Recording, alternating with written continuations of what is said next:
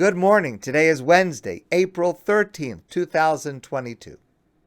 Let me mention several features of the Passover Seder that we're all familiar with, but that actually have an unspoken common denominator. 4 cups of wine. Karpas, where we take a vegetable and dip it into salt water. Yachatz, where we take the middle matzah and we break it in half. We've all heard about and we know the reasons for these components of the Seder. They all relate to Yitzias Mitzrayim, to the Exodus from Egypt. And we discuss those associations as we go through the Seder every year. But there are several commentators, including Rabbi JJ Schachter, Rabbi Hyim Shafner, and others, who suggest that there is another person, another narrative, another theme that is actually central to the Seder. It's evident in the places that I mentioned, plus many other places which I am not mentioning today for time.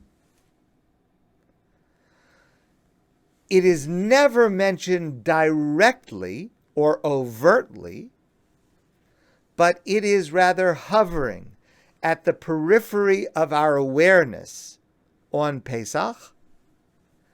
And we would do well, especially this year at the Seder, to focus directly on this person, this narrative, and this theme. And let me begin with what seems like an unnecessary and extraneous comment in the Gemara, in the Talmud. Remember, in the time of the Beit HaMikdash, when the Holy Temple was standing in Jerusalem, on the afternoon before Pesach, the Karban Pesach, the Paschal offering, would be offered, and that would be a group that would send a representative to the Beit HaMikdash, the Holy Temple, and they would offer this animal as an offering. They would bring that animal home, and that animal would be roasted and prepared, and that would serve as the centerpiece of the Seder. We do not have the Karban Pesach, the Paschal offering today, but we have symbolic representations of it, and we refer to it at our Seder.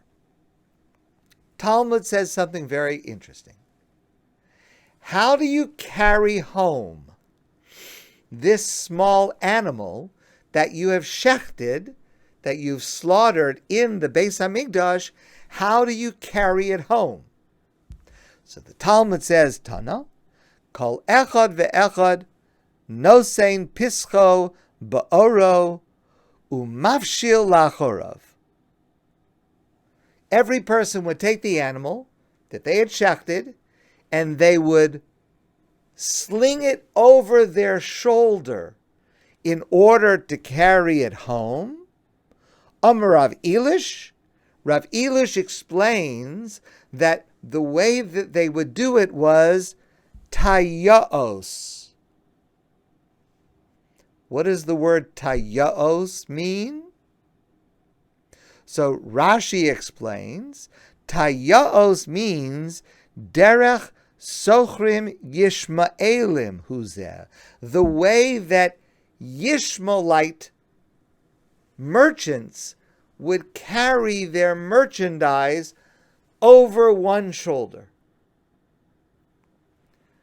Now that's a strange detail. First of all, what does it matter how you carry home the animal from the Beis HaMikdash to your home? You carry it however you carry it, however you get it there. And second of all, why the significance of carrying it in a way that resembles Ishmaelite merchants? That's a strange detail that the Talmud tells us. So Rabbi Shlomo Kluger, one of the great scholars of the previous century, asked the following question. Number one, what does it matter how you carry it home? And number two, why make an explicit reference to Ishmaelite merchants? And he suggests that our Pesach story, that we start with the Haggadah, we're starting in the middle of the story. We're not starting at the beginning on Pesach night. We're starting with the servitude of the Jewish people in Egypt and then the redemption from Egypt. But nowhere in the Haggadah do we talk about how we got there.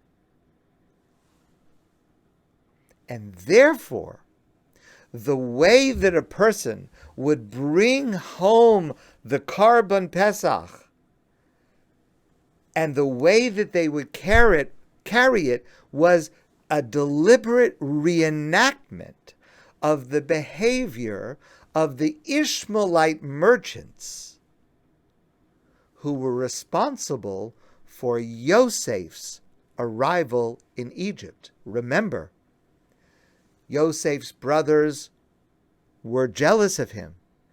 And first they plotted to kill him, but then they decided to sell him to slavery.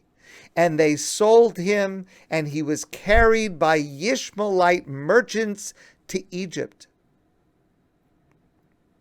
In other words, the way that we would carry this animal home from the Beis Hamikdash to our home to prepare for the Seder was not just preparation. It wasn't just the preamble. It's the first act. The Yosef story belongs at the Seder to help us focus on how we got there. Because Yosef was there, and then he rose to power, and then there was a famine, and then the brothers came and learned eventually that he was Yosef, and then Yaakov and his entire family moved to Egypt. That's how we ended up in Egypt.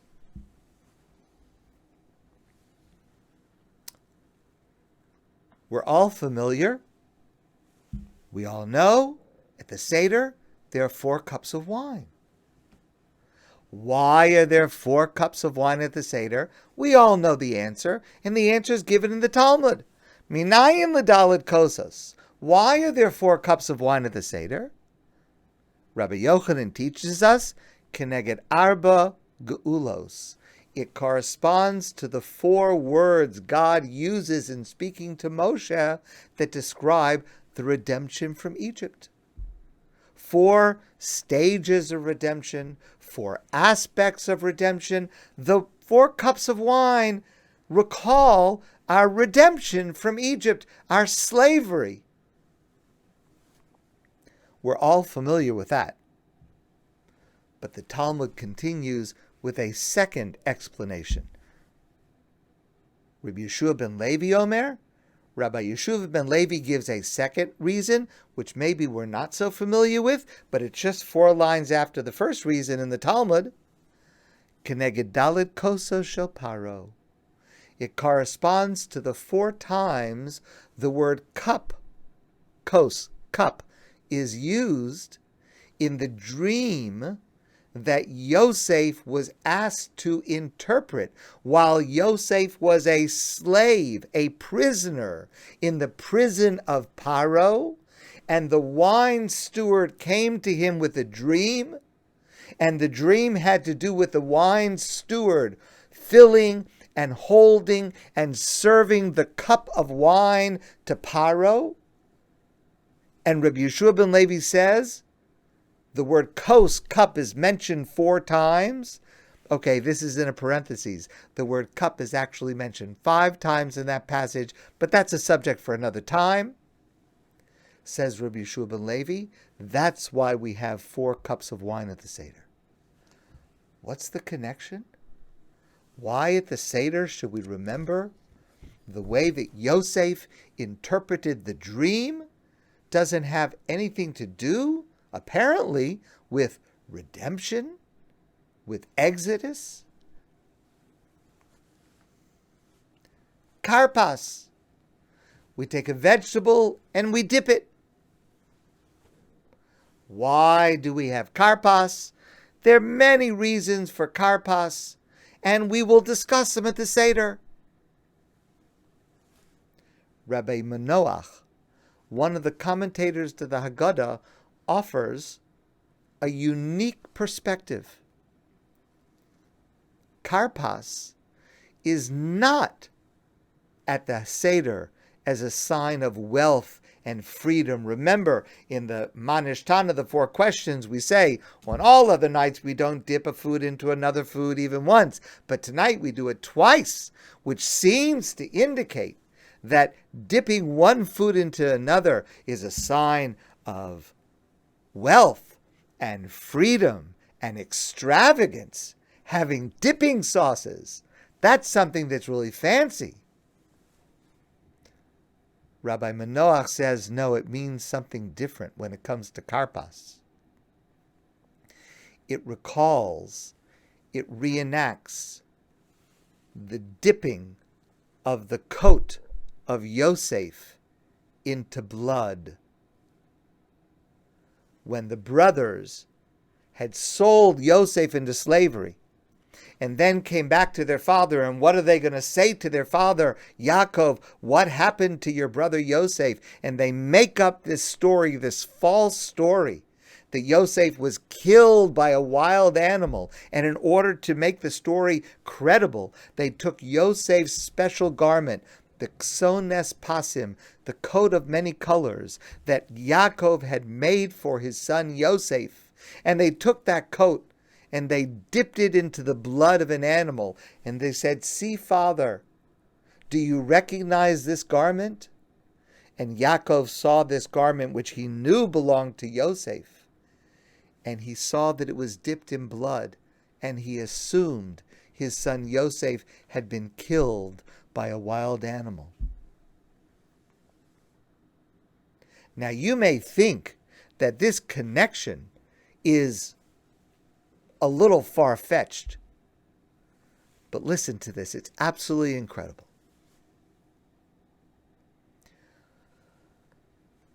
We know the garment worn by Yosef, given to him by his father, was ksones pasim. What does the word ksones pasim mean? Ksones, a garment. Pasim. We often translate it as many colors, but that's not what Rashi says. Rashi says pasim means a garment of fine wool. It was a very high quality garment. And Rashi, in order to prove that the word pasim means fine wool, says, just like the word karpas. The word karpas appears in the Torah one time in the book of Esther. Chur, karpas, utcheles. The word karpas is in the book of Esther. And there it means fine wool. Karpas means fine wool, the only time it's mentioned. And so according to Rashi, the word karpas specifically and explicitly refers to the garment of fine wool that had been given to Yosef. And so we dip a vegetable into the salt water. We call it karpas to remind us of what happened to Yosef at the hands of his brothers. Yachatz. There are 3 matzos at the Pesach Seder. We take the middle matzah and we break it. The smaller piece we leave on the Seder plate, and the larger piece we wait and use it as the afikomen. It's the last thing that we will eat in the evening. Why do we break the middle matzah? And there are many reasons for breaking the middle matzah. And at your Seder, I am sure you will hear many reasons why we break the middle matzah. But one reason is we remember the family of Yaakov, symbolized by the whole matzah that was broken. With the enmity between Yosef and his brothers and their selling him into slavery, Yaakov's family was broken. It was not whole. This is, in fact, a different reading of those famous words we say, and many of us sing, Avadim hayinu leparo b'Mitzrayim. We were slaves to Paro in Egypt. Who are we referring to? Well, we normally assume we're referring to the Jewish people. We were slaves to Paro in Egypt. And it certainly is true that it applies to the entire Jewish people. We were slaves to Paro in Egypt. But it started with one person. It started with one individual, Yosef, who was the first slave to Paro in Egypt. And there are many, many other references, oblique, but reference nonetheless throughout the Haggadah to Yosef and to his experience. Why? Well, one answer is, like Rabbi Shlomo Kluger gives us, to set the scene. We have to remember what happened to Yosef because that's how we got there. That is the beginning of the story. There's a second answer that is suggested by Rabbi JJ Schachter, and that is Yosef was sold to slavery. He was a prisoner of Paro, and eventually he rose to become second in command of all of Egypt. But Yosef's redemption was very different than the redemption of the Jewish people at the time of the Exodus. We contrast in the 4 cups, according to the Talmud, the 4 expressions of redemption that God said to Moshe that took place at the Exodus. That's one model of redemption. That's a redemption that was dramatic. It was powerful, it was unambiguous, it was miraculous, supernatural. We say in the Haggadah, Ani v'lo malach. God says, I am going to do it myself, not an angel, not a seraph, not an emissary. I myself will take you out of Egypt, God says to the Jewish people. And that's what happens. That's one model of redemption. But Rabbi JJ Schachter points out the experience of Yosef, which was also a redemption, but it was very different. It was complicated.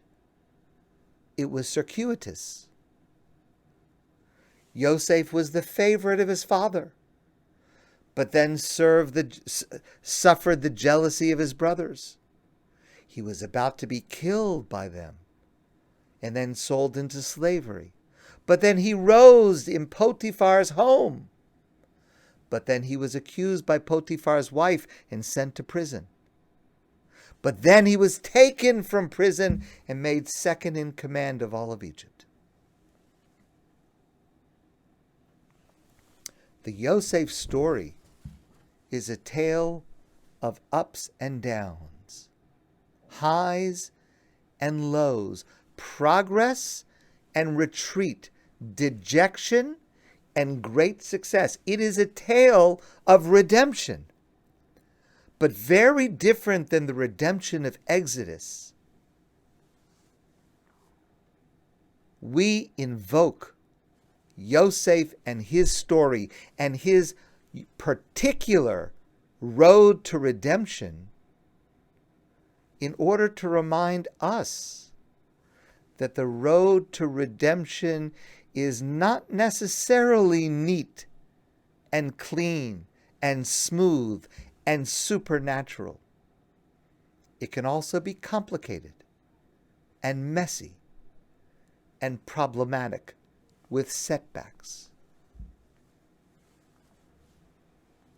I've shared with you before, and this is essential to our experience at the Seder, that all of us this Friday night at the Seder and Saturday night for us at the second Seder outside of Israel, we seek our own personal redemption.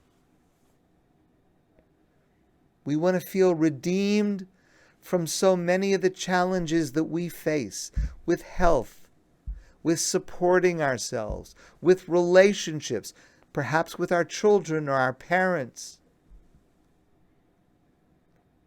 We want to feel secure, but it's not easy. We also face national redemption that we certainly will discuss this year at the Seder.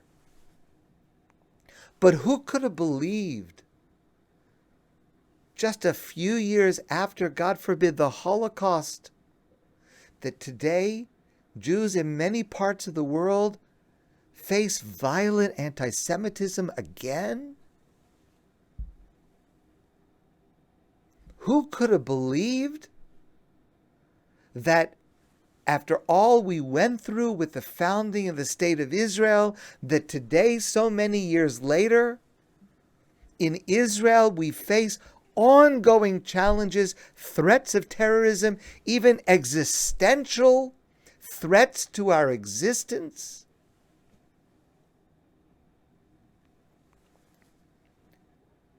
And we need to be reminded that there are different models of redemption.